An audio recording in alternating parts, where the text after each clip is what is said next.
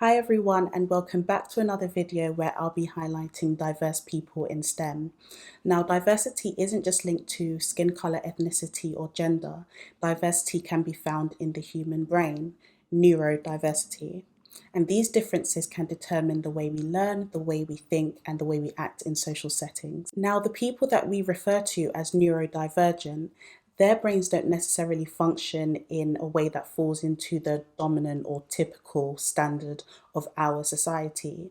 And that's definitely not a bad thing, because although they have certain challenges, neurodivergent individuals have certain strengths that are extremely useful in our society. Categories that neurodivergent individuals may fall under include dyslexia, where they may face challenges in literacy, organization, memory, or coordination, but their strengths may include being really good at problem solving, being creative, artistic, and also having really good 3D visual spatial skills. Another category is autism. Challenges may include difficulty summarizing important information, difficulty perceiving the emotional state of others, and difficulty staying motivated for certain tasks that are not necessarily of interest. Strengths include being logical thinkers, being visual thinkers, and having great attention to detail, which often leads to them being highly skilled in a particular area. Dyspraxia. Challenges may include difficulty with time management, coordination, and short-term memory. And strengths include being highly artistic and expressive,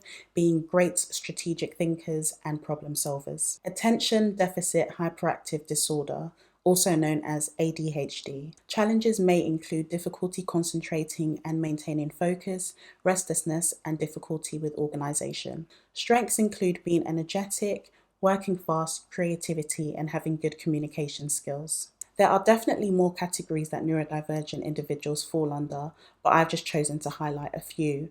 If you want to learn more, feel free to look online. And so after giving a brief introduction into neurodiversity, I will be highlighting a brilliant person in STEM who is also neurodivergent in this video. Now, you've probably heard of the game, the cards, and the TV show called Pokémon.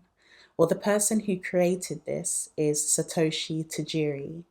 And in addition to this, he is also on the autism spectrum. Satoshi was born in Tokyo, Japan, and as a young boy, he loved collecting insects. It's said that the kids would often call him Dr. Bug. And in addition to his insect collecting hobby, Satoshi was fascinated with video games, and this is where he made his mark on the world. Satoshi earned his high school diploma, but instead of going to university, he decided to do a 2-year technical course which focused on computer science and electronics. At the age of 17, Satoshi created a magazine which had tips and different strategies for winning video games.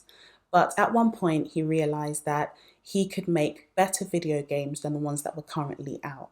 And so, utilizing his programming skills from his 2-year technical course, Satoshi turned his magazine into a video game creation company, and he also created his first video game called Quinty. Now, with regard to the famous Pokémon, Satoshi's childhood inspired him.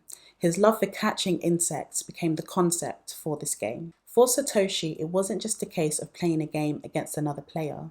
It was also about interacting with each other, in this case by trading Pokémon. And as he saw that the Nintendo Game Boy handheld consoles had the ability to communicate with each other, he knew that this would be the perfect platform for his game. And as you may be aware, Pokémon was incredibly successful. It branched from a video game to trading cards and to a TV show. Satoshi created a multi-billion-dollar franchise. And so from Satoshi's story or journey, I hope that we can at least learn 3 things from this.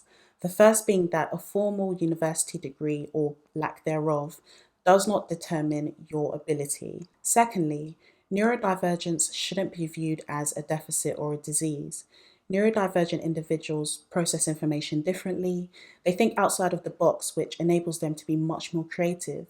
And in STEM, this is exactly what we need. And thirdly, as a society, I think we're conditioned to focus on tackling our weaknesses, but maybe we should spend more time focusing on our strengths in order to be the best version of ourselves. And with that, I'll end this video here. If you enjoyed it, feel free to like this video, feel free to subscribe to my channel, and I hope to see you soon in the next video. Bye.